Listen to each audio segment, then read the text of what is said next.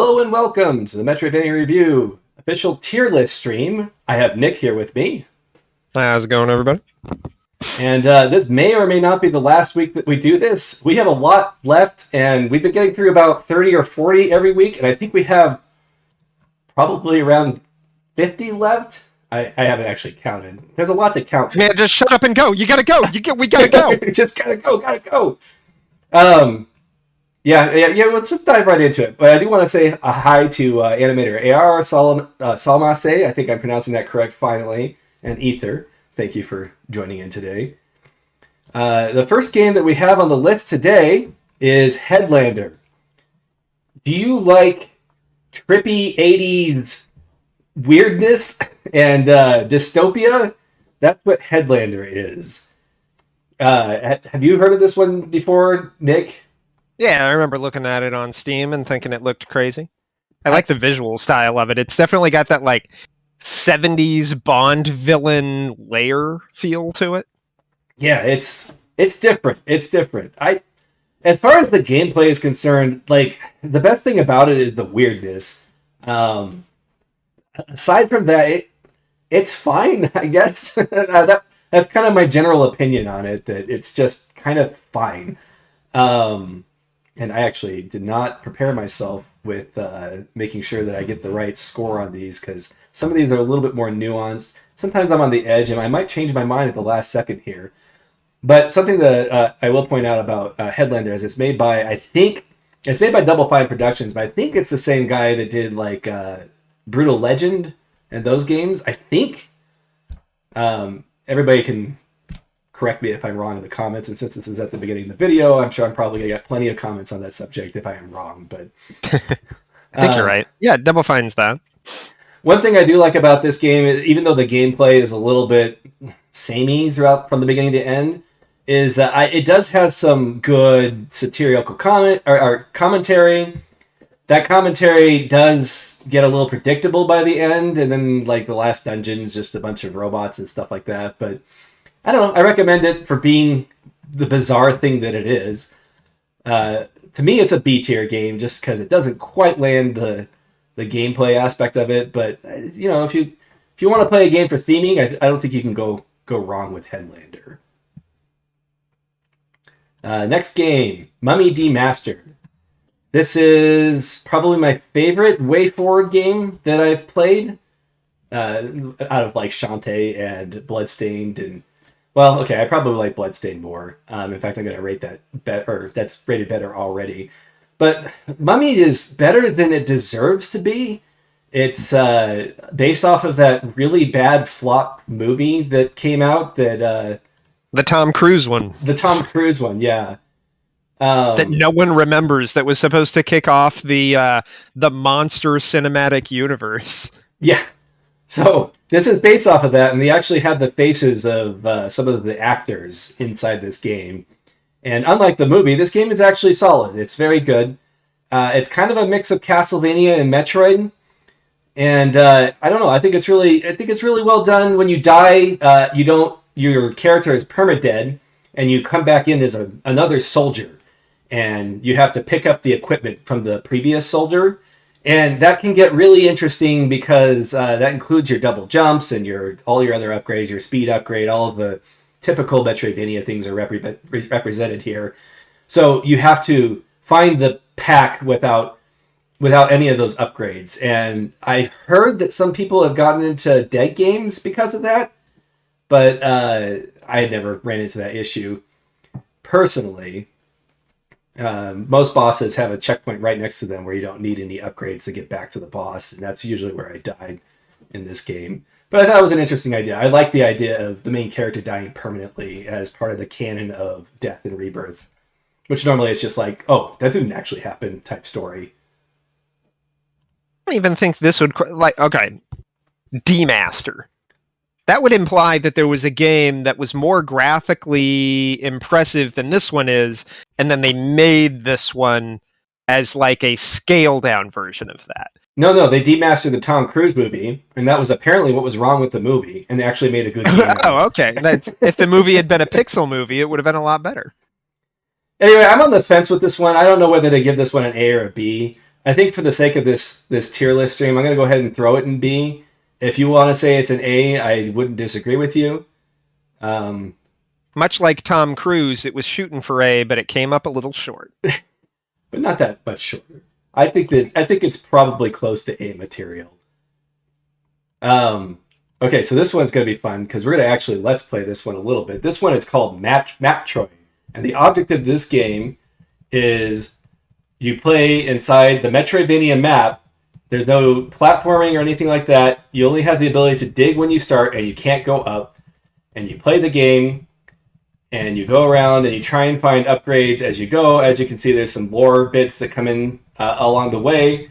And basically, it's like as if you're playing the Metroidvania, just the map. And I think this is such a great concept that I highly recommend you go and play this.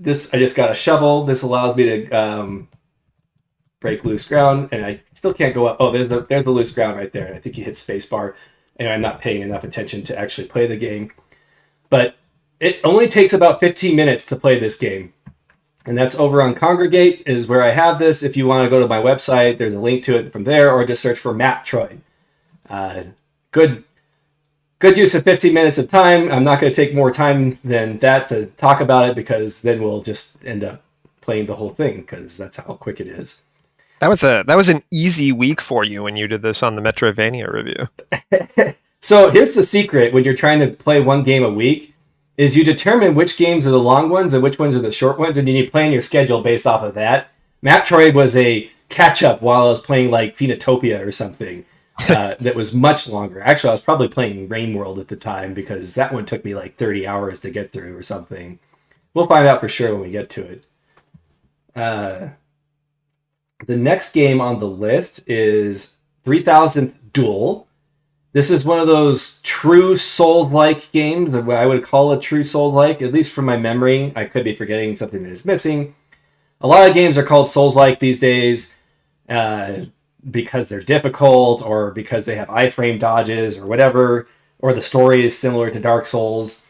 This one actually has the stamina bar, although it doesn't function all the time, if I remember correctly. I think it's only when you're dodging. But in any case, the problem with this game is that it's just fine. I was kind of bored of it by the end. I feel like it kind of runs out of its... it has so many weapons, but they're all exactly the same, so you just pick the one that has the highest stats. And the bosses are solid, but they're not like... I don't know, you can just go play a game that has better core mechanics for that, like Salt and Sanctuary or something like that to get a different experience. And to me, the level design was just a little bit too straightforward. So in my mind, this one is a C tier game, but some people really like it, and they just made a new game. I don't think they put it under their same company, though. I think they made a new company for it. Sometimes indies do that. I don't know why. And it's possible but I'm pretty sure they're responsible for another game. I think it's called X Hunter or something like that. But in any case, C tier game. Compelling name for a game. Yeah. It's one of those that makes it really difficult to find because of the other games that are named similarly. Oh, yes. Thank you, Ether. I forgot to mention that Maptroid game is actually getting a full Steam release. I don't know if this is... It looks like it's already different just looking at the map from those 5 seconds that we played it. Oh, I forgot to mention this. One of the things I love about it is you play inside the map, and then your mini-map shows what the world would look like if you were actually platforming in it. I thought that was really clever. Oh yeah, that's neat. Anyway, I look forward to this one quite a bit, in fact. Why is that not already on my wish list? Let's put that on my wish list. That should have been on my wish list. I'm sure I would have heard when it comes out because I'm still in all the Metroidvania news groups. So, yeah. Go play Maptroid. 15 minutes of your time, perfectly worth your time. The next game on the list, we actually played this on stream for a little bit. I don't think you were there that week, Nick. And I think that's why I didn't go over this a couple of weeks ago when we did everything that we did on stream already. Yeah, our stream games. So this one is called Weapon Hacker. It is a roguelite Metroid-style game, and it's a lot like a robot named Fight. In my opinion, mechanically, it is more solid than Robot Named Fight in the sense that it fits that roguelike style a little bit better. With every screen is kind of like a puzzle, and all the mechanics are just so tightly designed, whereas Robot Named Fight is going for more quantity over quality. However, this game does not have as good of theming. It's really just this guy in a yellow suit that you go through and try and get to the end, fight the same 3 bosses. I don't think the bosses ever change. One of the cool things about this game is that everything has elements and everything interacts differently. Like, for instance, if you get a fire ability, it'll spread to other enemies. There's like electric that will cause different things to happen in the environment. And one of the fun parts of playing the game is just figuring out what everything does. And then because your health is so limited in this game, you learn how to strategize around that.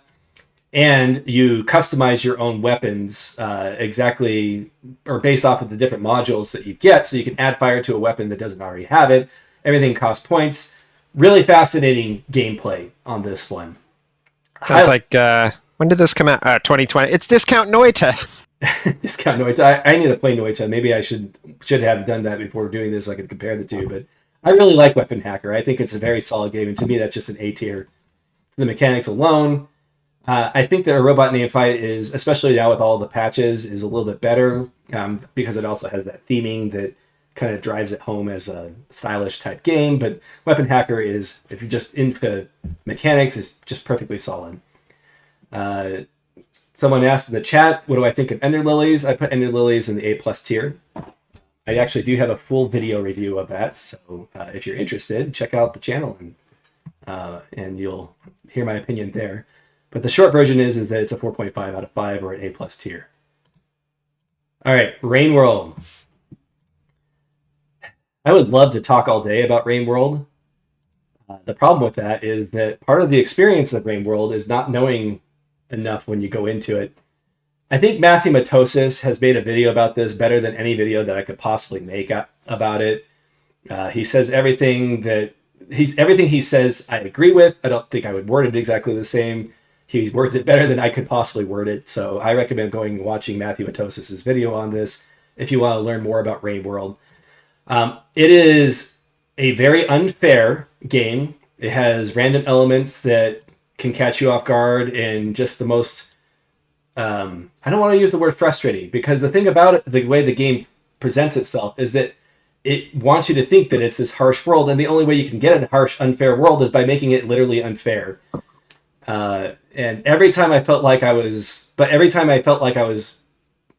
the bottom point playing this game, something lifted me back up again, whether it was like a flower that gives you an extra, or it gives you protection from your next death, or something like that.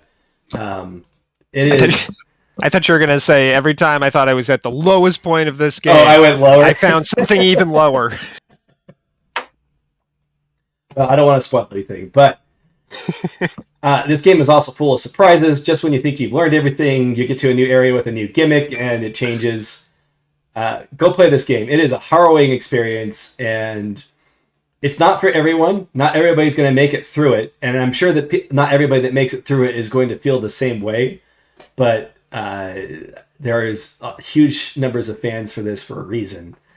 And it's coming out with some DLC called Downpour, which I should play it. But I honestly think that this game gave me heart problems because of how difficult it is. But you have a bunch of different cats. Like you have a fat cat in this one. I don't know. It's a great game. That is A+ for sure. I actually am tempted to throw this up in S tier, to be honest, and I think I might go ahead and drop it there. The only reason why I wouldn't put it in S tier is just because it has, it almost killed me. So I don't know. Almost killed me, S tier. That's my review of Raid World for the day. I think that's totally valid. Yeah, you never thrive, you only survive, and it just, I don't know. I don't want to spoil anything. The ending just, it gets to me, and then the better you understand the story, it's I don't know. I think it deserves S tier. I'm gonna move it up to S tier today. I'm going to talk about this a little bit more when I get to Super Daryl Deluxe, but we were talking about how sometimes the memory of a game is better than the experience, and that's one of those games. Mask of Mists is a really interesting 3D Zelda-like style game that kind of hits the Metroidvania vibes a little bit more. I don't know. It's a little bit like structurally, it's like a Link to the Past. Quality, I wouldn't say it's quite as good as any of the Zelda games. But I enjoyed playing this one. It's very relaxing. All of the dungeons are very similar, but then Breath of the Wild is the same way. But I don't know. It has kind of adventure game elements where you have to pick up items and use them in other places. And I just think it's... I don't know what else to say about it. It's a little bit like Myst, M-I-S-T, which is probably what they're referencing with Mask of Mists. Except that not quite as obtuse as that game. And it was just kind of a fun, relaxing playthrough. You can argue whether or not it's Metroidvania enough to qualify for this tier list, but I had fun with it. I don't think that I would stick it in the higher tiers, but I think that this game, I don't know. I gave it a C originally. I think it probably belongs there, but I don't know. It's good, relaxing fun. Discount Superland? No. Superland is way more puzzle focused than this, and I would say the combat in this game is a little bit better, but that's like, I don't know, comparing Legos to Duplos or something. I don't know. That's a bad example because Legos are great. Sheepo. Completely platforming focused Metroidvania game. Pacifists is, I think, what they called it. All the bosses, you just kind of wait till they kill themselves. And it's fine. And that's... I feel bad because the developer is such a nice guy. But that's all I felt about it. I played on the hardest difficulty and kind of just went right through it. And I don't think that there was enough memorable about this game for me to really put it in the upper tiers. So it's another 3 out of 5 game that's similar to Mask of Mist in the sense that I thought it was plenty relaxing for what it is, but overall it's just kind of forgettable. It could have been better. Some of its mechanics are similar to Ori, but not quite as refined, and I think that's part of the issue, is that I came into it after playing other games. I think that if you haven't played any of the upper tier games and you're playing it for the first time, you might enjoy it. It's kind of creepy. Yeah. One of the gimmicks in the game is you transform into these different animals that you see in the title card, and they all have different things going on. I don't know. I don't know. I think what really made this game better for me is if they just upped the creepy quirkiness to the next level. Like Weppo has kind of a similar creepy vibe to it, but Weppo has all of the satire and commentary that in it that this one does not, and I think that's what really makes the difference on this one. And somehow I skipped over Intrepid Izzy, so let me get that pulled up here. This one's a little bit too expensive for what it is, although Hollow Knight kind of ruins everything when it comes to pricing, so it's kind of reminds me of, and I haven't ever finished this game, so I'm only doing this based off of playing it for 15 minutes or less at a time. It kind of reminds me of Chameleon Kid, where the whole shtick is that you change your costume, but in Chameleon... excuse me, it's Kid Chameleon. Sorry, Kid Chameleon. Thank you for correcting me before the entire YouTube decided to... gimmicks are good. Playing through the game is fun, but I think it's another one of those C tier. It's fun, but doesn't quite make it into greatness things. And I think what really kind of makes it feel a little bit disappointing is that you have all these different costumes, but you can only wear one at a time. And you have to go all the way back to town to change your costumes. So there isn't like an interaction between the costumes, really. And then the weirdest thing is that the final boss forces you to dress in your default costume. So, like, all these costumes you wear throughout the game, you don't even get to use on the final boss. Cancel this man. Why am I being canceled? Oh, because of Kid Chameleon. Okay. I'm a little confused there. So,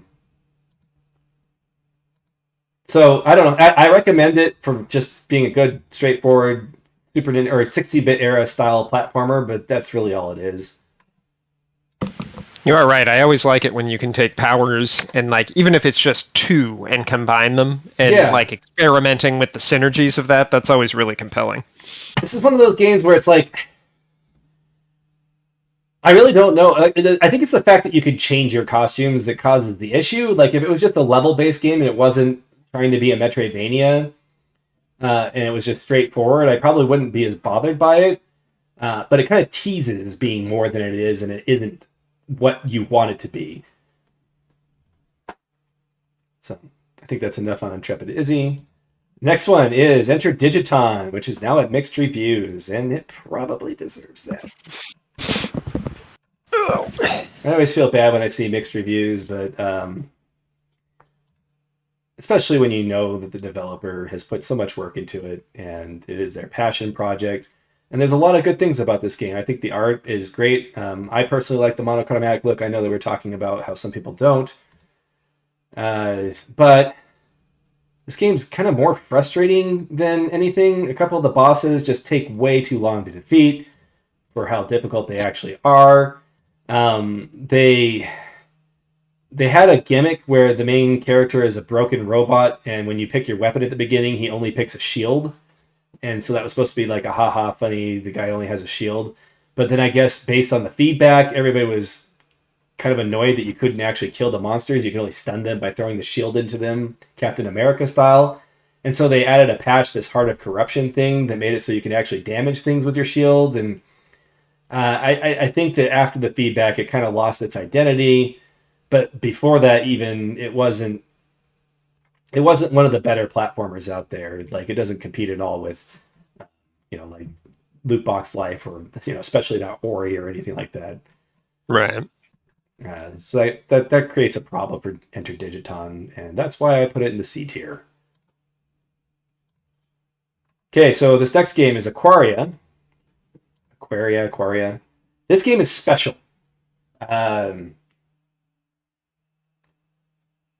It's clearly a passion project. It's made by Derek Yu, and Derek Yu is the guy who makes Spelunky. The other guy made Night in the Woods, I think. I don't remember his name, but it was a collaboration between those two.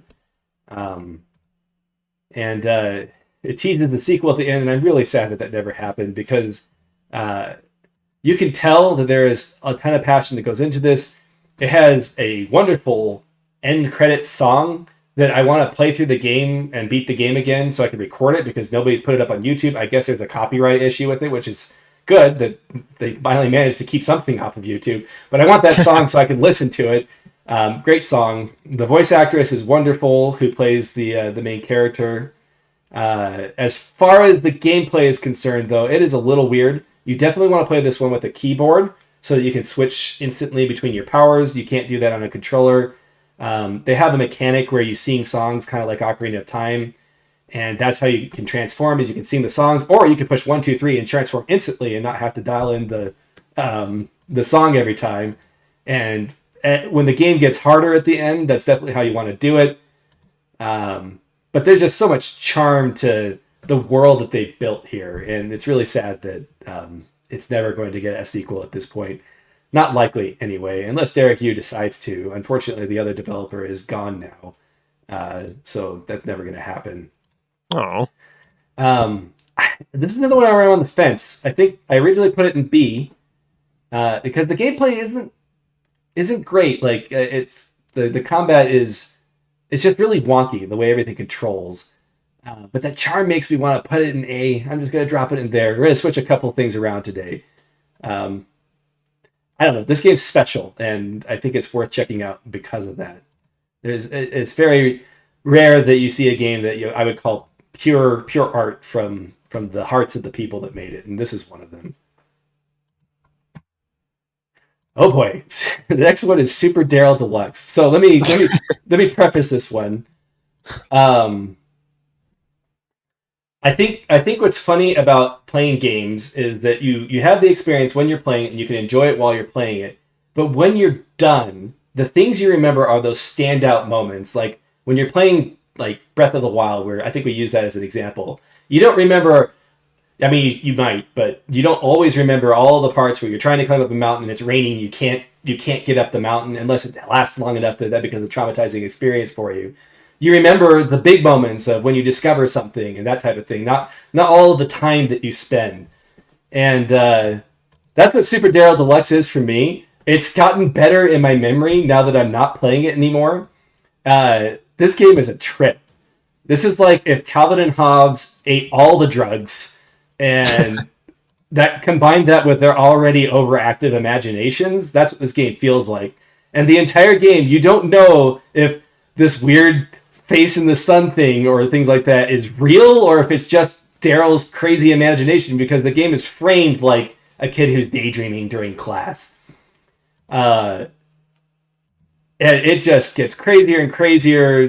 Some funny things happen. It does make a lot of references to like in Bookbinding Brigade. It makes a lot of references to copyright-free materials that I think that their references would be funnier if you are familiar with that. Like it makes fun of Caesar and history, Pharaoh, that type of thing, and then you go into, or they have references to the Hobbit and things like that.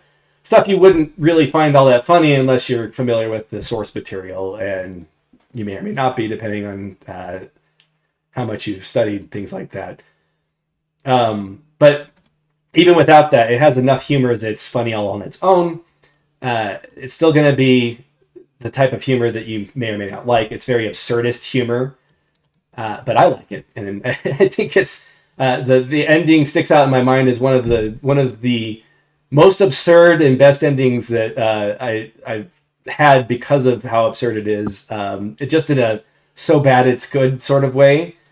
I'm intrigued. I think the best way that my blurb for it was, it's so incredibly stupid that it circles around to being purely entertaining, and I don't think I could have put it better than that.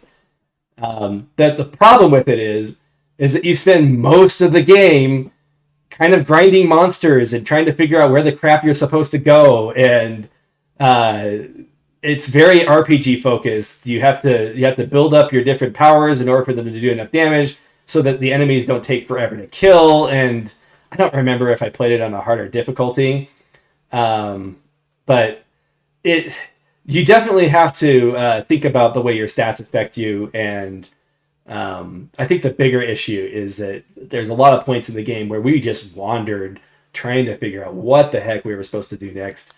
Because everything is so crazy and nonsensical, it's not always completely clear what your goals are.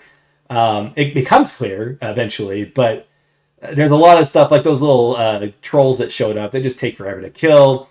I don't know that the game is good. The gameplay is good. So it's really hard for me because in my memory, this is like one of the best games ever. But every time I think about the actual gameplay, I'm like, oh yeah, I spent probably an hour whacking those rats trying to get their tails to finish the quest so I could level up so that it wouldn't take me so long to beat the next thing. And I don't know. Do I stick it in B tier where I put it, or do I upgrade it because of that memory? I'm going to go ahead and leave that in B tier for now. One thing worth mentioning is it does have co-op mode now. It was an afterthought. It was not originally when the game launched, and there's a couple points in the game where it doesn't quite know what to do with co-op. We played the whole thing co-op. So, you're just showing co-op right here. It's one of those that if you have somebody who enjoys the type of humor that it is, it's one way to get them through this game without them having to play it themselves, and I think that it's good for that. But I think the final boss encounter, the second player is not even allowed to contribute, I think. An interesting choice. I don't know if it was a choice. I think it was a limitation because the co-op was added later. Oh, right. But it was kind of fun trying to come up with combos and how we built our characters and stuff. So, I don't know. It's interesting. I recommend it. Salma say, B is still a good score, okay? B is still good. And I'm on the edge. If there was a B between tier, for B for between, that's where he is right now. B for between. Makes sense to me. Oh, this is not a good game. Smelted Kin. So every time this game got good, it turned around and slapped me in the face. So let me talk about what's good about this game. So we'll focus on the positives. It's kind of a slow, weighty,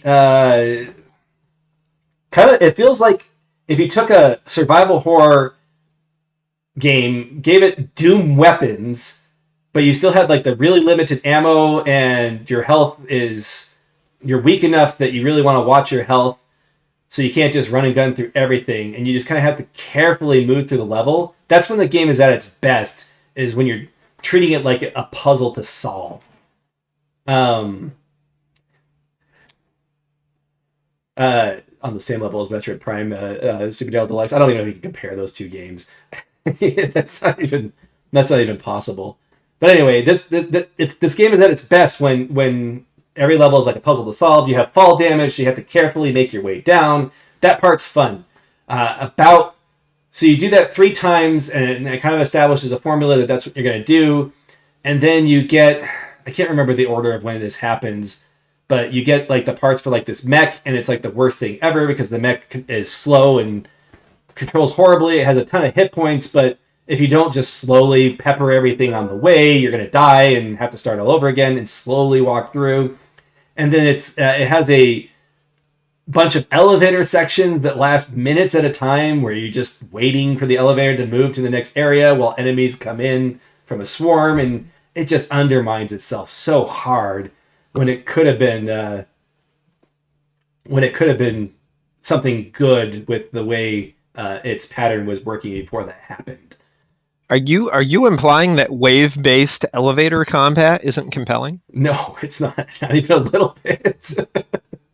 So Smelted Kin gets an E from me, and I don't recommend it. I think it's hard to say that, but I think it could have been a lot better.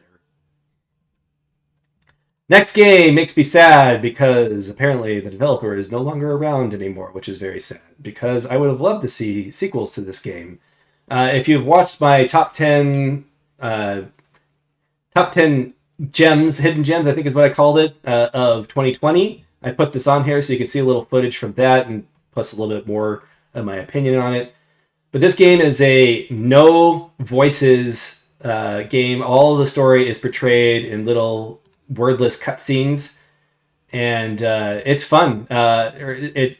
It's kind of frenetic. I'm trying to see if there's some good footage on here. Frenetic platforming focused combat. Your sword comes out like super fast. So you go up to enemies and just kind of swipe at them really quickly and then dive back out. You feel like a ninja even though you're supposed to be a samurai. And just you can ragdoll the bosses around.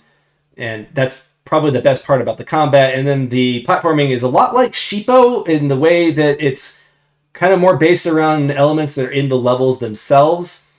But I feel like the challenges in this game actually reach a level that feels memorable. And just overall, I actually 100% of this game, which actually does not happen too often. So I definitely recommend Otto. That is an A-tier game for me.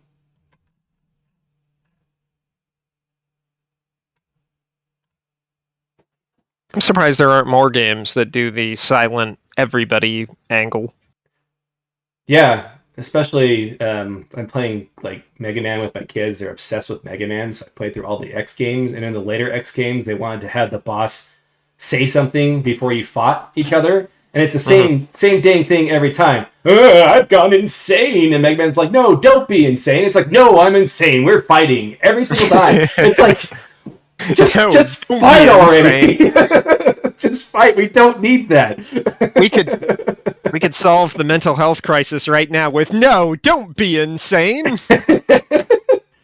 Well, Mega Man's solution for it is to shoot him in the face, which probably isn't the better solution either. But... his first attempt is a polite request to not be insane, and then the second is to shoot you in the face. Pretty much. Well, he is a Maverick Hunter and whatever. You can make a good story with a Mega Man, but I don't know. Leave it out of the boss fights. Just let the boss fight happen. Just do the cliche twist ending. Somebody needs to make a new Mega Man X, and he's going around asking the robot masters to not be insane, and then he kills them. And then at the end of the game, you discovered that they were just normal robots doing their normal robot jobs. And he's the insane one. Oh, and we're talking about that over this somber story about a man who just wants to save his baby. Go play Otto. It's great. Fantastic game. Vigil: The Longest Night. This one got a lot of attention because it was, I think it was hyped up by the developers that made Salt and Sanctuary. I know that there's a crossover between the two, so I think that's why it got the attention it did on the internet. And I don't say it doesn't deserve it. I think it's a great game, but not for the reasons that I think people want it to be great. Because it was billed as being related to Salt and Sanctuary, a lot of people probably think this is a Souls-like going into it. It really isn't. I mean, it kind of has combat similar to Salt and Sanctuary, but doesn't really have any of the mechanics that kind of that Souls-like games kind of identify with, in my opinion. Of course, you know, it's just like the Metroidvania genre, but even worse at this point. What actually belongs in the Souls-like genre is ambiguous. What's really good about this game is it has exploration that is as good, if not better, than some of the Igavania games. And to me, that makes this game more of an Igavania style game. Just the feel of the game. And like the combat is a lot more, especially if you have it in a hard mode, a lot more punishing. Like once you get leveled up in like an Igavania game, you just kind of mow over monsters. But there's so many broken mechanics in this game. Like there's a spell that is just way OP. That if you use it, then you're gonna mow over monsters anyway, and it's kind of fun to break the game. It's pretty easy to respec. There are three different weapon types, and I think another type. I think you can focus on arrows or something. So there's different ways you can build your character, and I don't know. It's just a really good game. Definitely recommend Vigil. I think it deserves the popularity that it has achieved. A lot of people will compare this game to Ender Lilies, and I think that is an actually good comparison. They all have a lot of similarities. I think this game has better music, although I do like Ender Lilies' piano music. But I think this one has slightly better exploration, and Ender Lilies has a little bit better combat, in my opinion. Very visually similar, I think. Yes. Yeah. And the story, the thing that edges it out, like why I put Ender Lilies in A+ and leave Vigil in A tier, is that the story in Ender Lilies is really what got to me. I know that's not going to happen for everybody.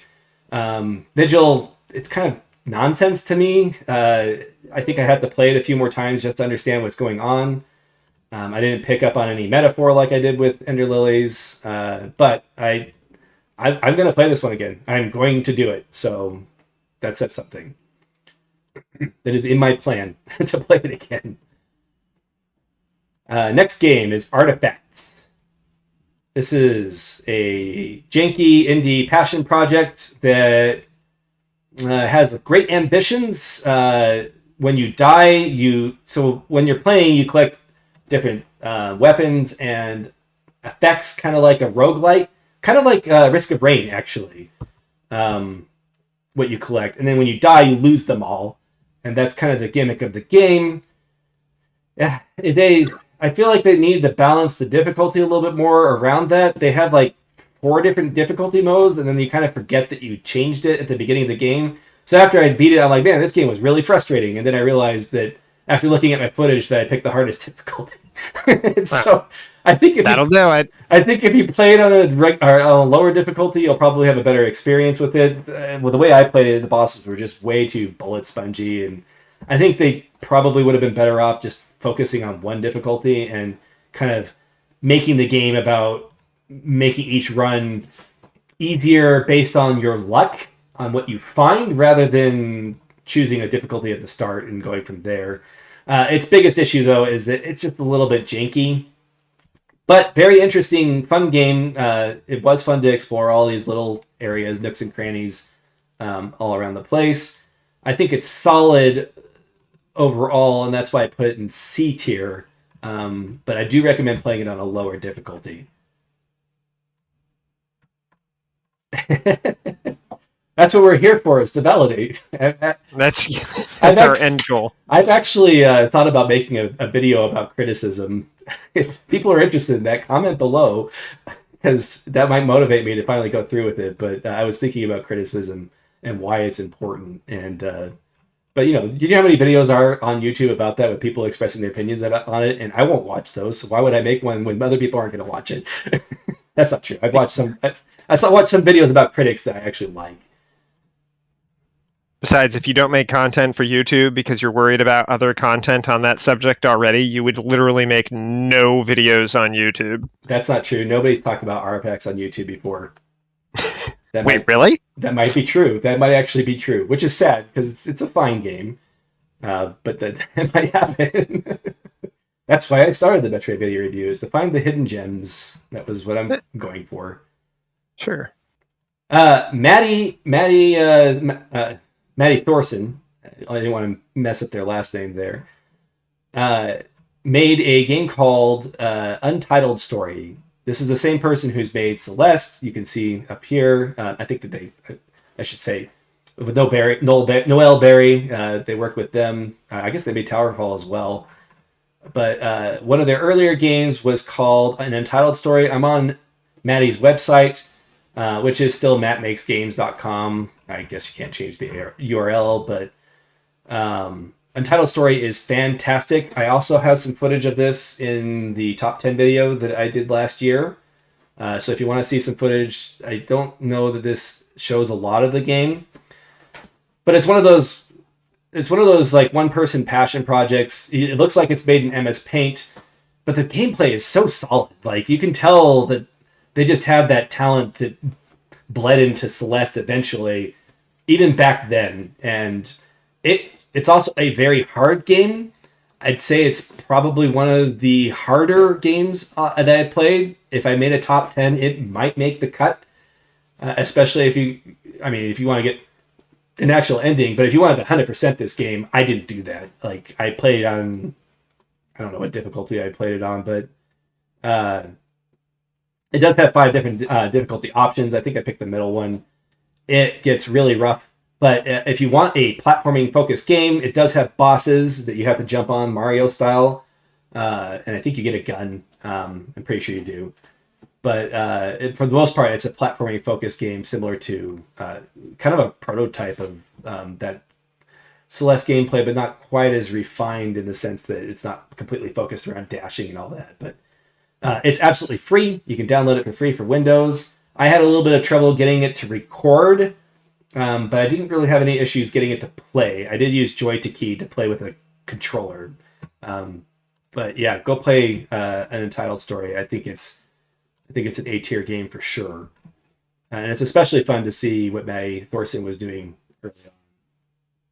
It's always neat when you can see the formative games that devs that you enjoyed later down the line produce. Yeah. And you definitely want to go back and check that out if you're a fan of anything that Maddie Thorson has done. Maddie was 19 at the time? That's crazy. Yeah, this shows that Maddie was a prodigy. To be honest, it's up there. I think it's up there with Cave Story and the other freeware games that came out that year. Cave Story and Lyle and Cube Sector, probably better than Lyle. But yeah, we're not going to compare those. It's great. It's not that big a deal. When I was 19, I was making games. Like, my friend and I'd go in the backyard and throw a tennis ball at each other as hard as we could, and whoever quit lost. Right. It's basically the same thing. The games I made back then was me arguing with the person I was working with on whether or not we should have a level that takes 5 minutes of just jumping over the same wall over and over again in the game just to pad it out. And that's why we don't make games together anymore. Biomass. This one's really interesting.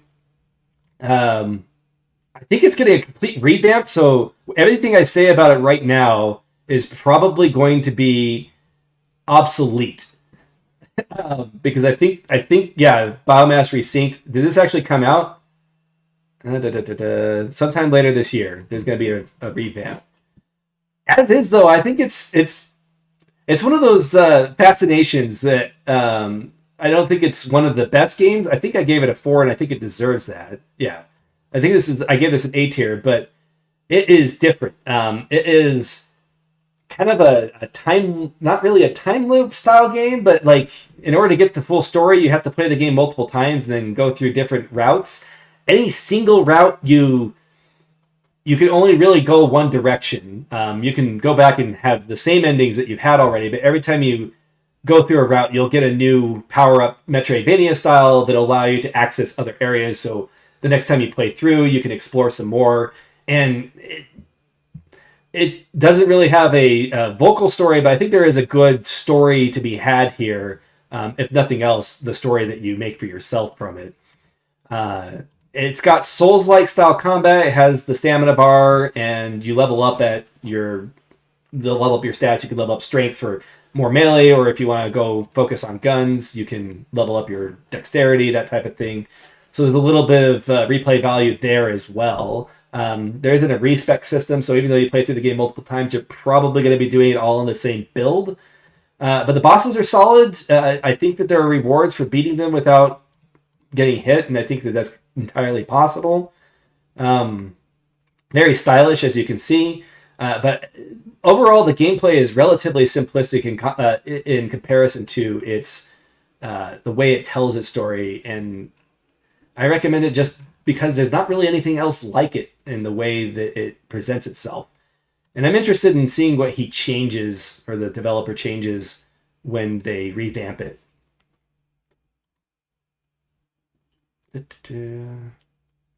Oh, good. Everhood. Was it Everhood or Neverhood? Because there was a Neverhood had the. I think we're thinking of different games, but there's a game called Neverhood that had this hallway of just exposition dump, and you have to walk all the way to the end of it in order to get an item. Yeah, to progress the game. And you can read the wall and just basically read the entire background of that game's lore all at once. And it was a terrible way of presenting it, but it was kind of amusing. It's kind of a comedy game, so I think it's appropriate in that situation. Oh boy, Drilly Willis. So I put this game on a stream that I did with the Metroidvania podcast, which still streams every Wednesday. I'm going to plug that every one of these streams if you want. Look up Metroidvania podcast on YouTube, or look them up and then the link for their Twitch channel will be on there. I think I put the link in the description on a previous video here. Anyway, I in one of the streams I did with them, we did the worst bosses, best and worst bosses. And we were streaming a bunch of footage of bosses that had problems, and Drilly Willis's final boss makes an appearance there. So if you want to hear more about what I think about this game, you can hear about it there.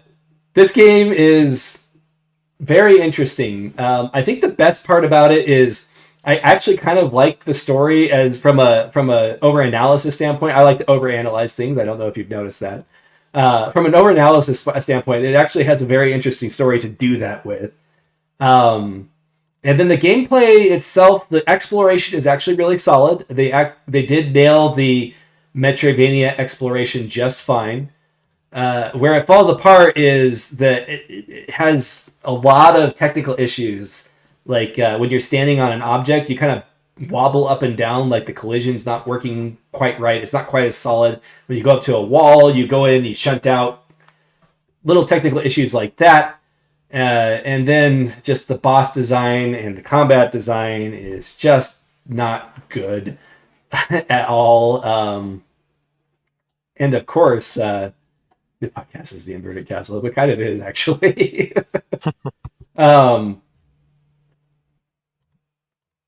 But it's hard. I think I gave it a D tier ultimately. I think that's where I put it. No, I actually dropped this. I dropped this to E tier, and I think it was that final boss that pushed me over the edge on this one. The combat just isn't good, and you can make your judgments about the graphics all you want. I'm sure that everybody's already judging that. I don't need to say anything about that. So yeah, E tier for Drilly Willis, and yeah, I think that belongs there. Poor Drilly Willis. It's not there. It's not there because of like it wasn't boring like Exile's End or anything like that. It's there because it's just technically got issues. Reminds me of Toe Jam and Earl for some reason. Yeah, it kind of has that. I don't know if I would say a '90s vibe, but that counterculture of that time period. Who's that guy? The guy who did the first the first Lord of the Rings movie, the cartoon movie where they like drew over people. It kind of reminds me of that guy's art. Rotoscoping. Rotoscoping, but the guy who did it, he made some other like X-rated movies that were like cartoons that were commentaries on Folding Ideas has a great video on it, so go watch that. You'll know what I'm talking about. But it kind of reminds me of that guy's kind of style.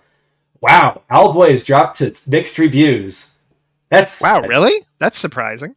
That is surprising because when it came out, it was at 87%. I thought people loved it. Yeah. I wonder why. Wonder what changed. They must have patched something, or I don't think so. I don't think anything's changed. I think it's just that people who are more gameplay oriented have played it. The problem. Wow. And that's the problem with Owlboy, is that it's got a super charming graphics, super charming characters. The story is actually pretty heartwarming by the end. I think that they did a good job with all of those elements, and the part where it falters is that the gameplay is just kind of straightforward and boring. I don't know if it's straight up boring. Like, it's fun enough.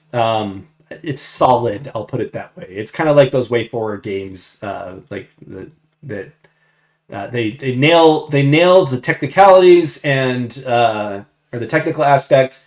Everything controls well, but it never really hits a level of challenge that makes it memorable. It's just there. Yeah, it's mixed out of 23 reviews, so that is something worth noting. I just thought it was interesting that the more recent reviews are so harsh on it. No, but I wouldn't say this one's just there, because I think the story makes it worth playing. It is not a Metroidvania. I don't know why it got lumped into that. It still has the Metroidvania tag. It is very much a straightforward kind of level-based game. Like, occasionally you'll go back to the middle hub. Like, I would say that Cave Story is more Metroidvania than this game. And a lot of people don't count that. But we're not judging it based off of whether or not it's a Metroidvania. We're judging it based off of what it is. And what it is a very good story wrapped up in very okay gameplay. And apparently, if you're gameplay oriented and you're the last 23 people that reviewed it, only 30% of you are going to like it. So this one's a B tier game for me, just because it doesn't quite do it for me on the gameplay perspective. But the story's good. I recommend playing it for that. I bet they just hate owls. They're owl owls. Yeah, owl haters. Owl racists. Owlists. Yeah, owl racists. Who do they think they are?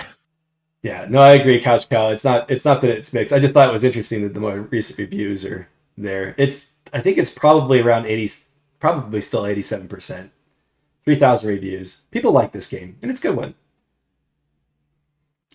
Am I looking forward to any upcoming Metroidvanias? Yes, many Metroidvanias. I think the one I'm looking forward to the most is Rune Fencer Ilya and Delta Project. But there might be some bias there. I know both of those developers, and I've had previews of both of those games, and I very much look forward to them. So check those out. Rune Fencer Ilya and Delta Project are the two that I'm looking forward to the most. There's a bunch more. I could probably spend all day talking about upcoming Metroidvanias. But right now we're talking about the ones we played, and 50%, now this one is actual mixed reviews, but it is only 14 people. So maybe those 14 people are wrong, because I think I stopped putting reviews on Steam about this point.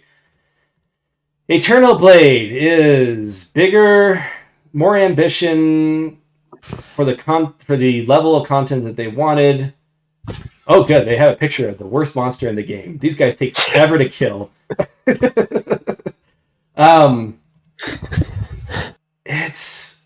This is an interesting one because it has time manipulation mechanics, and it has a little bit of puzzle platforming centered around that. And in my opinion, that's probably the best part of the game. It has a lot of combat to the point where I was just skipping monsters, and that was probably a bad idea because you also level up in this game, so you're incentivized to fight everything, and it just takes forever to kill anything in this game by the midpoint of the game. And it's possible that I did something wrong with the way I was building my character. I don't remember that there was a lot of character building, but you fight a lot of the same monsters over and over again. Like this guy right here, like I was talking about, it's just every time he popped up, it's like, oh, good, we're going to spend another 2 minutes fighting one of these again. And that's the problem with it. And then the map is much bigger than it should be. But the time manipulation mechanics do have some good moments, and I wish that they did better with it. There is a sequel. I have not reviewed that one, or I haven't played it. As you can see, it's in my library. That also has mixed reviews, so I'm not in high hopes that it made it or it used its mechanics in the best way. But we'll see. I'll play this one eventually, and I'll let you know what I think of it. Ether said that it reminds them of a PS1 game, and that's exactly what I was thinking. Is this game nailed the feel of the PS1 era? So actually, it was released on the DS originally, so that's why it's got the graphics it's got. Yeah, that makes sense. I think that was around the PS1 style graphics. It was either DS or 3DS. In either case, that's why the graphics are what they are. I think I put this one in D tier just because of how boring it can get. But the reason he didn't include Silksong in upcoming games that he's looking forward to is he was trying to list games that are going to be coming out in the near future. Yeah, or coming out at all. At all, yeah. Here's the thing about Silksong. I look forward to it. I'm not going to talk about it because I don't need to. I think that it's going to be. I think the discourse surrounding that game is going to be so heated and emotional that there really won't be anything I can say that won't have already been said. Do I look forward to that one? Like super look forward to it? The Hollow Knight is probably my favorite, close to my favorite game. Like I switch back and forth between Super Metroid and Hollow Knight of the Metroidvanias that I played. So of course I'm looking forward to it. But I have learned in the past to keep my hype, temper my hype. And that's what I'm doing with Silksong. So it's kind of like one of those things where it's like, it'll probably be good when it comes out, but I don't want to think about it because I have other things to think about, if that makes sense. That's where I am at on Silksong. Dust and Elysian Tale, I put that in the C tier. I could probably move it up, but I felt like the gameplay was... it's fun. I agree with that. But... and I thought it wasn't as memorable as it could be. That was on. We talked about that in a previous stream. Aquatic Adventure of the Last Human. Plot behind this game. What's that? Such a weird name. It's a great name. Plot behind this game. You're a human who left Earth. I guess you did the what is that? The relativity thing. What do you call that? There's a word for it. Time dilation. Time dilation or whatever. You're in outer space. And you come back to Earth, and everybody's extinct. You crash land into Earth with your little submarine, and you go around and you make sure that now that the humans are extinct, that everything else must be extinct, and you start murdering everything. Some of these kill the damn dirty apes that took over? Maybe so. No, everything's underwater in this game. And there's some really nasty monsters, but then there's like this guy, like here, the Tranquil, where you almost feel bad killing him because he's just chilling. He's just chilling out in this yellow water. It's probably his fault, but it's yellow. But still, like, he's just chilling. And yeah, you just kind of go through and you kill all the monsters that have evolved on the planet. And yeah, it's... You come back to Earth, find out all the humans are gone, and go, the animals here have had it too good for too long. Anyway, game is really solid. It's sitting at a 76. I give this one an A. It gets hard and to the point where, because of the way it controls, it might feel a little bit unfair at times, but I felt like the controls were consistent and solid enough that it deserves to be bumped up into that A-tier greatness. That it just has some really good bosses. It's good. It's almost a mini Metroidvania. I think I beat it in 4.4 hours, it looks like. It's possible that a little bit of that was playing for extra stuff. But it's a underwater Metroidvania done well from a gameplay perspective. I haven't played Pronti yet. There's another one coming out called Depths of Sanity, I think, that I still haven't tried yet, because I think it might be in early access now, but I still haven't tried that one.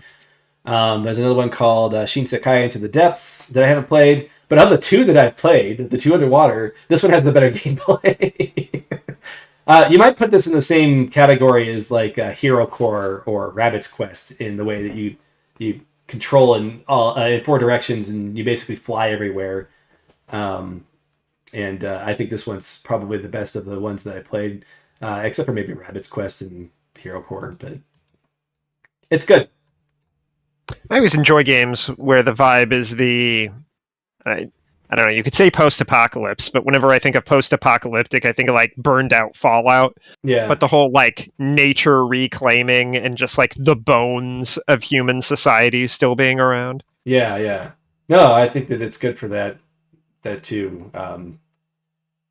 If you don't know, sci-fi interests me, so that probably plays a little bit into why I like Aquatic Adventure: The Last Human. You kind of put together the story of what happened to yourself, and that's kind of neat too. Spoiler alert, it was probably capitalism.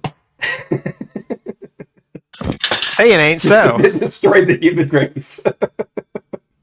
Dr. Atominus. This game takes half an hour to beat. The more I talk about it, the more it's like, why don't we just play it and I'll show it to you.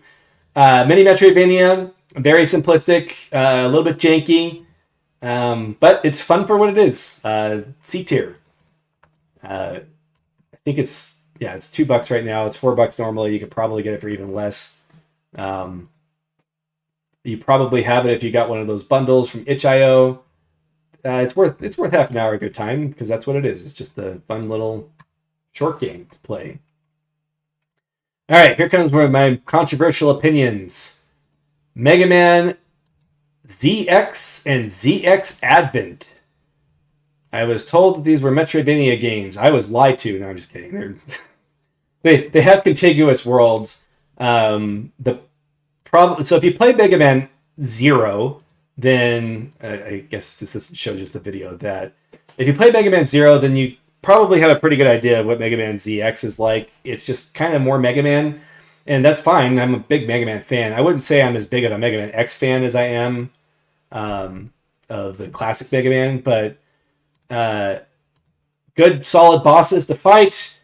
I kind of wish it didn't have the Metroidvania elements, to be honest, because the worst part of this game, of Advent, or the original one, Mega Man ZX, is when you're backtracking, it still follows the rules of Mega Man, where if you scroll something off the screen, like their spawn point, and you scroll back, they're back. And that's kind of annoying when you're trying to figure out where you're supposed to go next.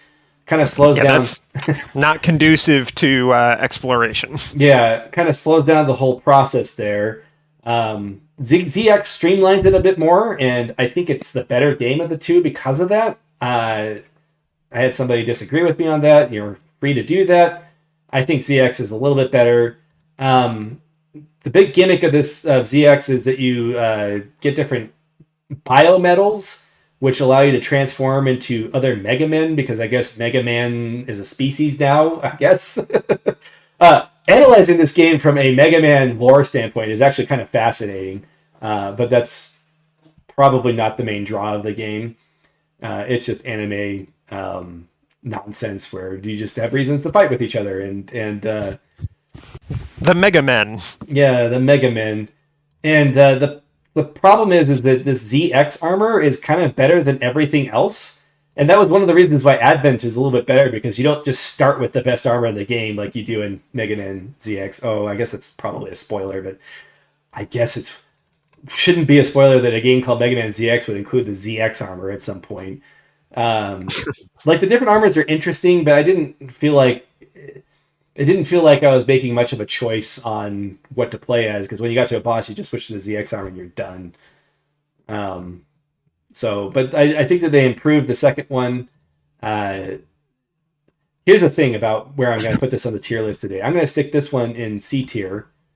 The first one. I'm going to stick the second one in B tier. I'm comparing this to my entire history of playing Mega Man X games and Mega Man, and not just, in the context of these Metroidvania games. And there are just much better Mega Man games out there to play, in my opinion. Probably better than like Mega Man X6, of course, but the Mega Man X2, 1 or 2 or 4 are probably overall better, and the Zero games, I think, have their own issues. But I don't know how much. I don't know how much this came up on the Discord or in the Metroidvania subreddit, but Q's obsession before Metroidvanias, like when we were growing up in high school and then into college and whatnot, and then as we became adults, was first it was Mega Man, and this is my interpretation as his friend that has known him for a long time. First Mega Man, then Dark Souls, and then Metroidvanias. So that was like the evolution of things he was like that he would put on his top tier of stuff gaming related wise. Yeah, I've always liked Mega Man. Now I called Demon Souls the RPG Mega Man. That was because you kind of went to each level and got powers from each level and got to use them in the other levels. And somebody should make a Dark Souls Mega Man. Using X6 as the example, not 7. I actually have not played X7. I have avoided that game. Maybe I'll Metroid Other Emmett and decide that I don't hate it as much as everybody hates it. But from what I've seen of it, probably not. Anyway. Next game, Monster Sanctuary. This just got a DLC, the Forgotten World. If you like Pokemon metagaming, like me, then you'll probably like this game because it has lots of complexity. It does not have any random elements, so you don't have to farm EVs or IVs or anything like that. Everything is based off of what you pick on your skill tree, and your stats are based off of how many notches you have on there. So everything is consistent, but there is a lot of depth to how you build your characters. You have an equipment system. Every Pokemon you have equips different items, and all the fights are 3 versus 3. So unless it's a boss like in this one, so you have to pick Pokemon based on the other Pokemon in your team. I'm calling them Pokemon. They're just monsters. And how they synergize with each other, because there's a lot that goes on with that. Like you can have your tank type that draws in attacks from others while the others do their thing. It's really good from a mechanic standpoint. I think that my favorite thing about this is going into PvP and trying to challenge people online. I found a build that kind of ruins the game for me. Ultimately, after I played through it again earlier this year, I think I want them to get rid of the age mechanic in the next game. If you've played this, you'll know what I'm talking about. Because there's a lot of different snowball effects that if you can keep your Pokemon alive for a little while, then you're basically invincible. And I don't know how I feel about that. I just last week actually played through the Forgotten World update, and it's just kind of a tacked on teaser for the next game that they're going to make, or I guess Monster Sanctuary 2. And they just kind of dump a bunch of exposition on you. I don't know, like the mechanics changes that they made are interesting, but as far as the actual content that was added, it's fine. Downside to this game is the story is okay. Most anticlimactic final boss ever is probably accurate. I think that collecting monsters and fighting with each other is the main draw of this game, and it has a fun Metroidvania world to explore. I wouldn't say that the Metroidvania aspect of it is the strongest aspect of it. The main draw is that it has some good, solid mechanics that if you are into that type of thing, you'll like this game, possibly.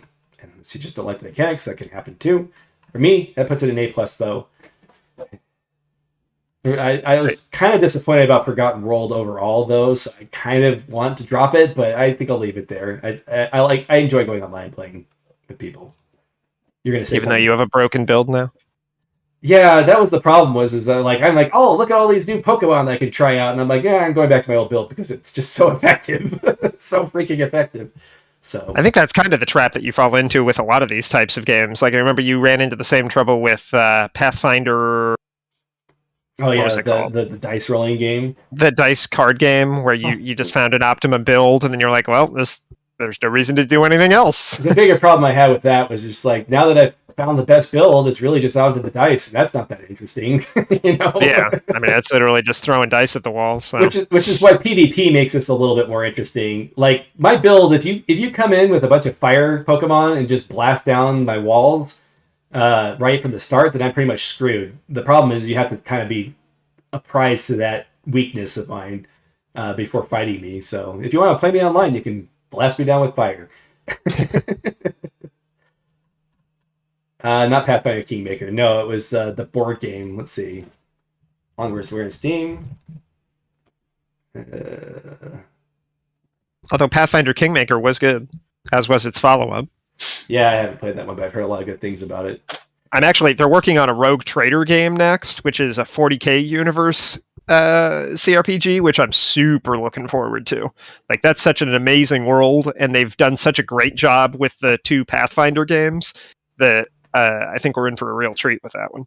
I really should play those. I had a strong relationship with Pathfinder back in the day. I actually wrote a 200-page wizard's guide at one point, so I probably should go play those because I probably would enjoy playing those mechanics in a computer game, but they're very solid.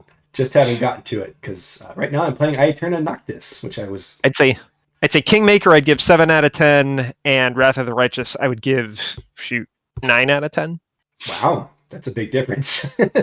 yeah, they improve a lot of things. Was that a retrospective 7 out of 10? Like you played it, it's like this is probably an 8, but then you played the other one and it was like, okay, this is now a 7, that one's a 9. Is that 100%? That's 100% what happened. Okay, I was suspicious. I wanted to confirm.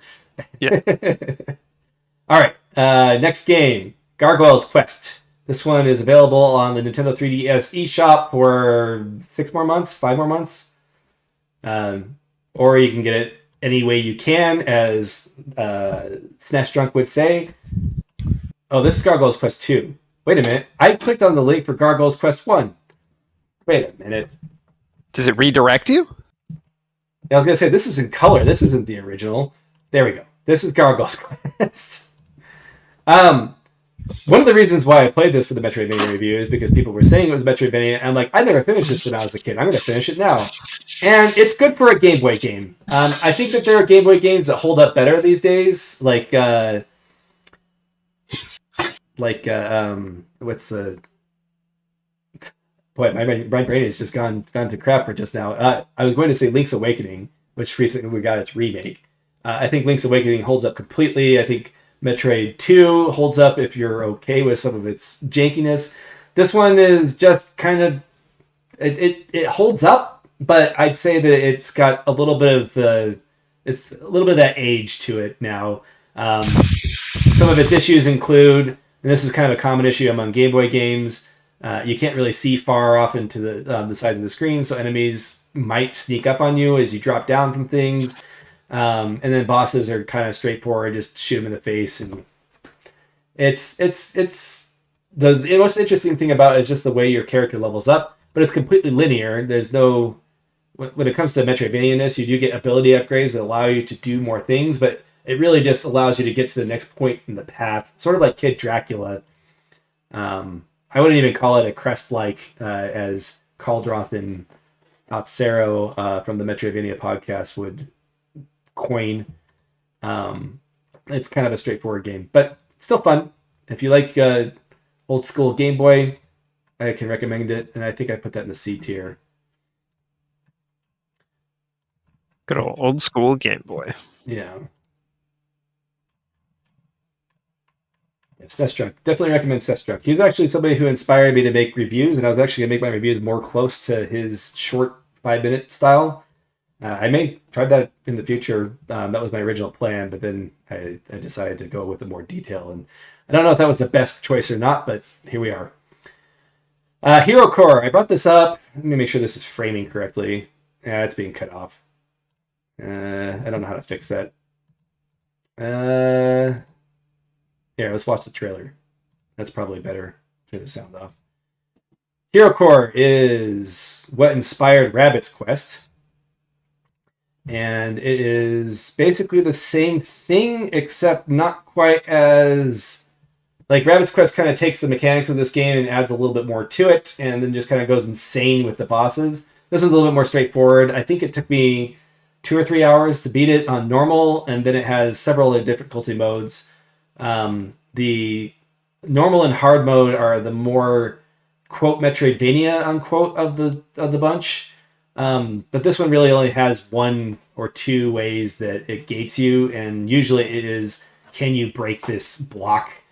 Unlike Rabbids Quest, there's no dash ability. I think you get kind of a melee attack type thing. I don't remember exactly what it is. I put them in the same tier, though. Like, going through this map and figuring out where you're supposed to go and just completing the map is very satisfying. I really like this type of gameplay. And just to reiterate, if you weren't here for the Rabbit's Quest stream, you move around on both the Y and X axis freely, but you can only shoot left or right. So you have to kind of base the game. Oh, you charge up your gun and shoot charge beams in this game. That's right, instead of dashing. But anyway, it's all about positioning yourself and overcoming that limitation of only being able to shoot left or right. Makes it really interesting. And this one is free. So go play it. Can't beat free. And that is A tier. Hero Core. Classic for a reason. Also classic for a reason. Knytt Underground. I talked about games that you play just to relax, and this is one of them. And kind of just getting to know the characters and exploring the world is what this game is all about. I played after this game one of the Niflos's other games, and I kind of like the other game that I played more, but overall I'd say that Knytt Underground is one that I would recommend if you just want a game to relax with. As far as great straightforward gameplay, it's hit or miss. This game just has a gigantic world to explore. The map is just huge. Like, it's a big square map. I'd say that there's probably, does it say how many rooms it has on here? 1,800 rooms. Holy moly, man. So when it says Zen-like gameplay, you gotta get into the mode of, I'm just gonna play this to just get in a couple more rooms, and then I'm gonna go play something else. So is it like Celeste, that kind of a format? No.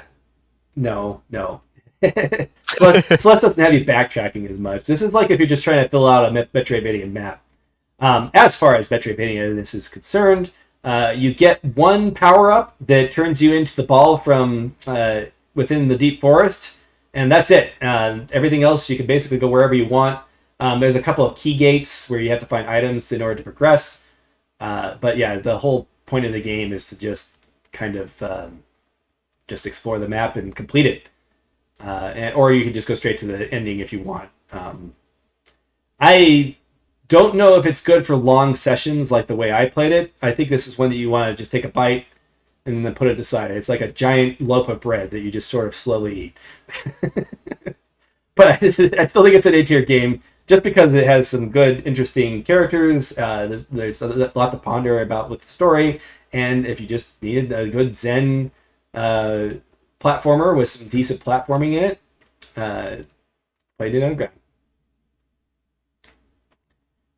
Endless Memories. This game has been removed from Steam, so we're going to go ahead and pull up the trailer because I can't get anything but the screenshots that I took. I did not like this game. This game is among one of the most boring games that I played, and not because the core mechanics were bad, although there is problems with that. When I say core mechanics, the actual fighting is actually pretty solid and fun. But it has like a Diablo-style loot system, so that everything you pick up is completely random. And so most of what you find in chests and things is just going to be a worse version of what you would have. I probably shouldn't talk as much about this game just because you can't get it anymore. And yeah, it hasn't come back yet. I can't remember the reason why it was removed. I think it was something to do with piracy or something like that, or some reason he brought it down.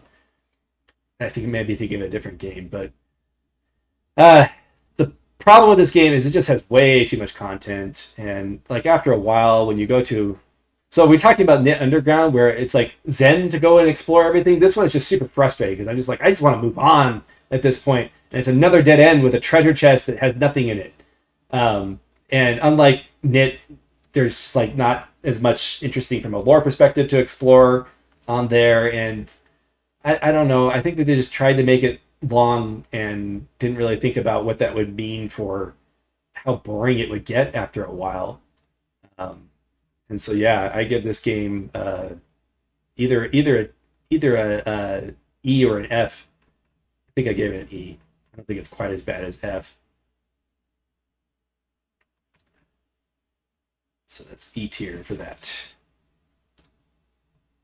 Which Metroidvania has my favorite combat? That is a tough question because every combat is different. I would say that it probably comes down to like Environmental Station Alpha or Hollow Knight.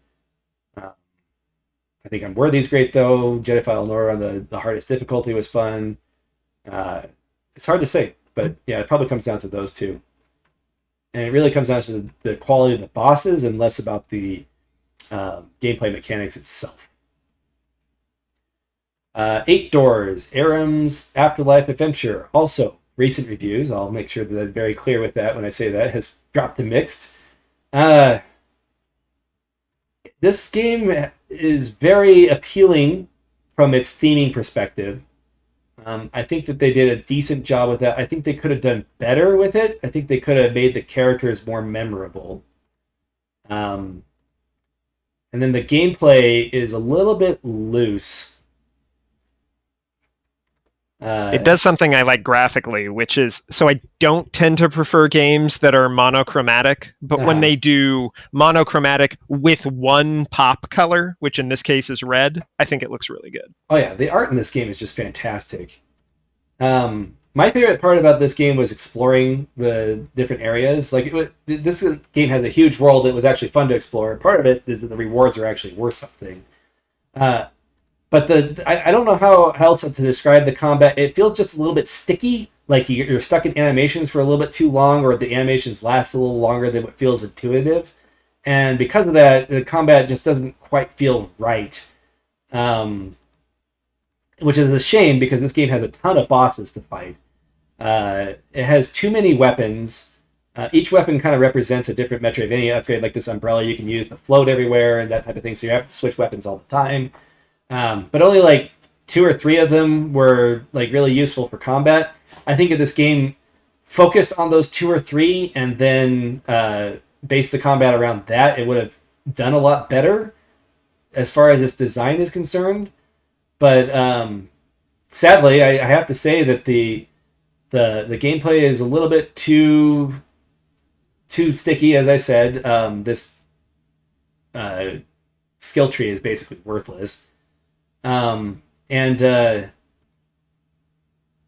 story, I think, could have done a better job at conveying a reason to care about all of the characters that ultimately end up in the ending. But other than that, I think that if you like the idea behind it, the Korean-style folktale, there's a lot here to like. I just don't think it quite nails the landing on it. So that's a B tier for me. Into greatness. Well then, we've gone through quite a few. I kind of liked having the little stop at the end where we go into a different subject. Going straight... I mean, I'm trying to think if there's any of these games that I've played that we could talk about. Yeah. Control. We could talk about Final Fantasy Tactics. We could talk about Final Fantasy Tactics. Let me go ahead and pull open those questions. So last week, since we didn't have a stream, I said, if anybody has any questions, let's talk about them. Let's go ahead and do that now, and then we can finish off, because there's no way we're going to get through all of these in 10 minutes. No. And I don't want to try and rush anything. Let's skip the Control, because I want to talk about Control a little bit. And then I'll answer the 2 questions that came up when I posted about that. And if you have any other questions for next week, we're going to have a next week stream because we're not done yet. We're very close, though. Go ahead and ask away, and next week is either going to be a short stream or we can have just a Q&A with people who are on the chat, and we can talk about maybe the future of this channel a little bit. That type of thing will be what we'll talk about next week. If you want to watch Q play a game that we have talked about over the last 5 weeks, we could maybe arrange him playing through that while we answer questions. Possibly, yeah. I think you have requests if you're going to go that route, though. What we should I just want to see you play Noita. I think that would just be a joyous occasion for everybody. Maybe so. Watching me do it blind, even, yeah, that might be interesting. Oh, yeah. All right, Control is made by the people who made Alan Wake, and just like Alan Wake, it has kind of a surreal, what is real style to it. And I think it takes it to the next level. Basically, this is like a sequel to Alan Wake. If you played that game, you'll know you'll get a lot of the same vibes between the two. Very stylish. it's really fun to go around and use your telekinetic powers and the melee powers that they're showing off in this trailer. And the way the world just kind of crumbles and reassembles itself is just really fascinating. Nick, talk a little bit about this game, because I know that you played this on the PS4 with your yeah, I played this. feedback I played controller. through it once on PS4, and I played through it again on my PS5. PS5, and that's played right. through the expansion. Somebody mentioned the scientist in the game, and he really does elevate that game. He's one of the best characters. Fun fact: he is also the voice actor for Mr. Peanut Butter in BoJack Horseman. Oh. But yeah, Control was very compelling. I feel like I always talk about visual style, but I love the brutalist architecture contrasted against the very organic, kind of a natural growths that are pushing into the facility. So it's this whole concept of trying to bring form to an area that is trying to innately reject that structure. And I really enjoyed that because I thought that kind of played into the whole theme of the game, trying to control what can't be controlled. The Metroidvania elements, I thought, they were there, but not really not a focus. super Yeah, there was pronounced, key no. gating, but I thought some of the most fun I had with the game was after I unlocked all the powers and just going around and finding skill points like hidden away. Agreed. Yeah. Once you fully upgrade yourself, I think more than almost any other game, you feel like you're playing kind of a different game. Like Jesse in the first hour compared to Jesse in the last hour. Kind of the way that you play the game and the way that you fight enemies changes, especially once you get the flying power. And it actually fundamentally changes how you approach combat. And I really appreciated that. It kept it fresh, and I thoroughly enjoyed Control. It's a solid 10 out of 10 game in my book. So I'm going to butcher this name. Provoke in the comments just said, just play it for the ashtray maze. Oh gosh, the ashtray maze is one of the greatest scenes of any game ever. Yes. Yeah, it's they had artists make music for Alan Wake, and I don't know if it's the same artists. It might be, but they had some people make some music for this game, and it's great when it happens. Don't spoil yourself. Just play the game and get to that part. Do not look up ashtray maze. It's worth experiencing organically in the game. One of the reasons why I want to talk about this game, though, is because I did mention I used the phrase AAA-isms a couple times a few weeks ago, and I wanted to explain what that was, and Control is a great example of that. AAA-isms is like the bread before the actual meal at a restaurant that kind of fakes you out into thinking that you're full, that you're full off of good food because the last thing you ate was the delicious meal that they serve you. But at the beginning, it was just bread, and that's what filled you up. That's what these AAA games often do, is that they try and pad out the experience with just not really good experiences to make you think that you got a lot of time out of this game. And the Control has a lot of that in it. Like you'll get like phone calls. It's like, oh, there's some guys taking over the office. You got to go knock them out. And you go there and you get like a couple of experience maybe, and then you go back to the game. There's some procedurally generated stuff in the game that you can actually pretty confidently just ignore completely. Yeah.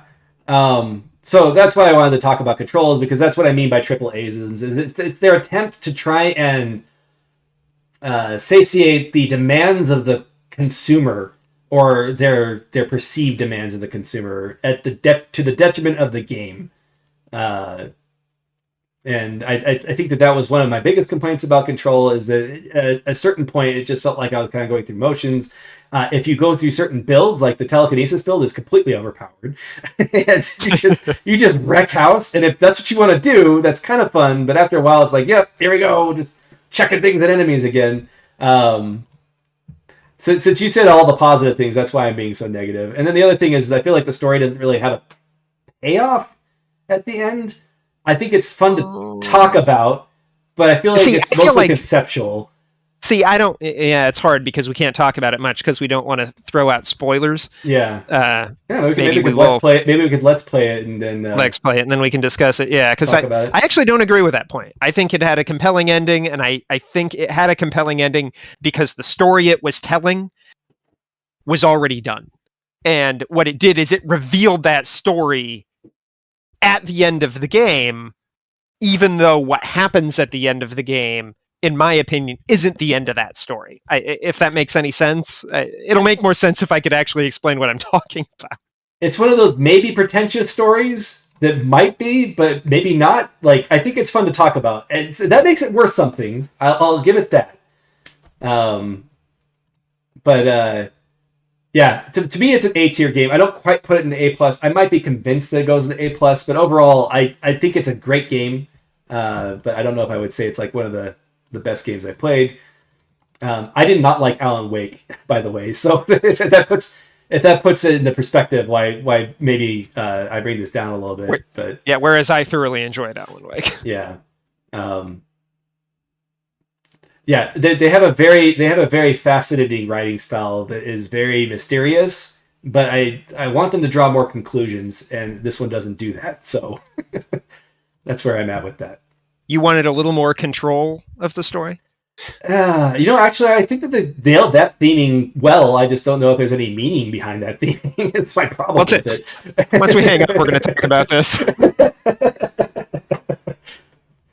You and me after the stream, we're going to fight. We're going to fight. Bare knuckle. It's going to be brutal. All right, let's answer those questions, and then we'll close out the stream for this week. And then there will be a stream next week. I know that everybody's been asking. I've got so many comments. When are you going to release this tier list? When it's done, and that'll be done next week. We only have this many games left. We got through much more than this week, and we're not even going to talk about Oblivion and Final Fantasy Tactics and Nancy Drew. So we're going to get through it next week, and so we should have plenty of time to talk about things after the stream next week. But to answer the question that was asked last week, first question was, what Metroidvanias do I plan on revisiting in the future? I've already mentioned Vigil the Longest Night. I'm definitely going to go back and 100% Phoenotopia. That game was already 45 hours long as I played it. I had to stop when I did. I still regret it. I want to go back and finish it. Astalon, I'm going to go back. Iconoclast, I'm going to play again just because I like the story a lot. Basically anything up here in the 5 tier, I'm probably going to end up playing it again. Probably not Rain World. Yeah. I am going to replay Vision Soft Reset because I am going to do a video review of that. And I like it enough that I want to play it again just to get footage. I have footage of it from our stream, but I think it has chat in the corner, and I don't really want that in my video review of it.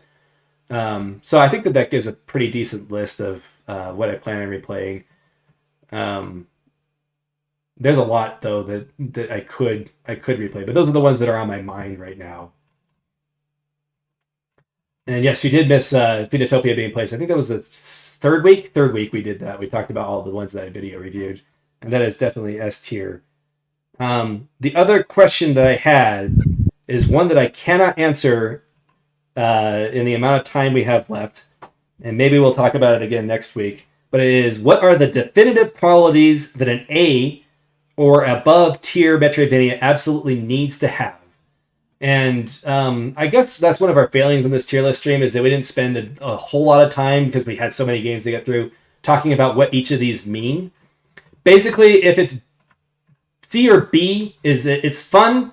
They're good games that don't quite hit greatness yet. A is great, and anything above that is already great. It's just my opinion of what really sets them apart. And S is standard. Those are the games that I compare all their games to, ultimately.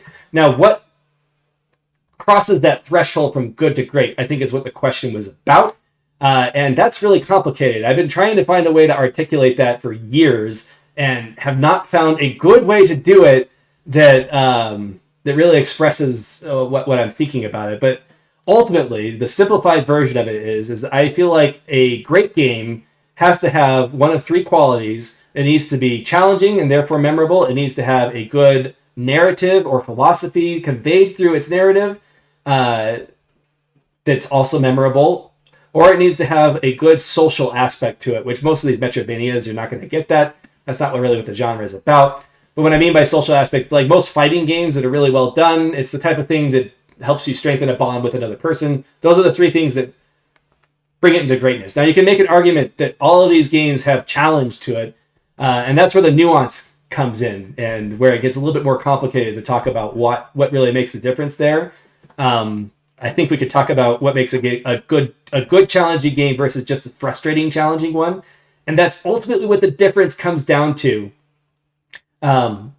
just to give an example, like I put Blaster Master Zero in the B tier because I just didn't feel like it ever really satisfied me with its challenge. Now, of course, this is going to be heavily opinionated. I do not have any delusions that this tier list is anything other than my opinion. But maybe someday I'll be able to articulate exactly what makes that difference between good and great, and maybe I'll make a video about it. But that's the short version of it. Makes sense. All right. Well, we are out of time for this week. I kind of figured this would happen. We got through a lot this week, though, I think. So there's some good ones coming up, especially Death Stranding, which I'm not going to talk about because I haven't played it. I will talk about why these games are on here a little bit more. I think I've kind of touched on that. Oh, yeah, Subnautica. I should play that. I haven't gotten to that. So this is what we got left. Just these 3 rows. So again, it's either going to be a short stream, or if you want to come next week and just chat, we can do that as well. Maybe I'll turn on a game. In fact, I'll prepare to turn on a game that we can just chat over the game, just to have something playing in the background. Noida. Noida. You know what? Tell you what. If we, I'll install Noida, and that's what we'll do.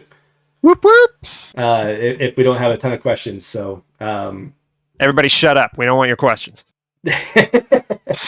I'm kidding. Ask questions. Sounds good. But that's it for this week. Thank you very much for watching.